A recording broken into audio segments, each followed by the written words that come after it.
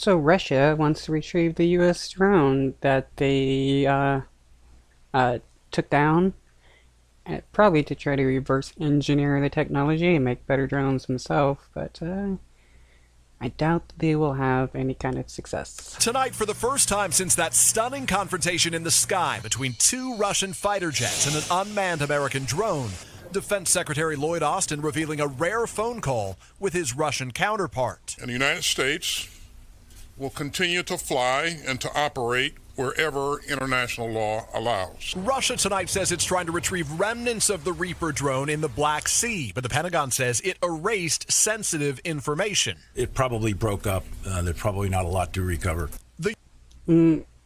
But if there's still some that they can recover, they can probably reverse engineer it and potentially make better drones for themselves. Yeah, they may have erased sensitive information, but there's still probably something that they can gain from it. The U.S. says those Russian jets made at least 19 passes by the drone in international airspace Tuesday, even dumping jet fuel on it before clipping and damaging the drone's rear propeller. The U.S. then downed the $32 million drone into the sea. Tonight. Oh, wow. $32 million for one drone. That is crazy of a price. I mean, that type of money could be used to improve various communities and stuff, help people get out of poverty and all that, but instead, how about we just give the military billions and billions and billions of dollars to make drones that are just easily destroyed by cheaper stuff. It's just wild. I mean, our government claims that, we don't have money to help people.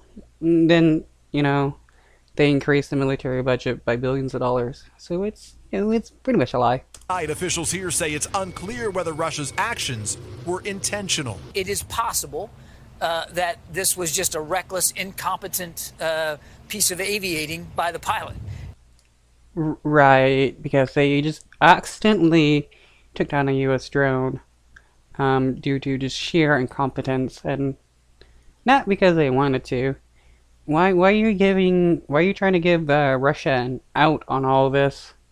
But we don't know for sure. Russia insists the incident was an American provocation and that its jet never touched the drone. But top Republicans are demanding the White House warn Russia about specific consequences if it happens again. President Biden, you're the Rodney Dangerfield of world leaders. Nobody respects you. And if you don't change your game and up your game, we're going to have World War III. Oh, either way, we're probably going to have World War III. But it's hilarious that, Russia is supposed to be an enemy and they're invading a nation that we're trying to protect. And when they attack the United States, it's like, oh, we're just going to give them a warning. Tell them they did bad and not to do it again. Like, what?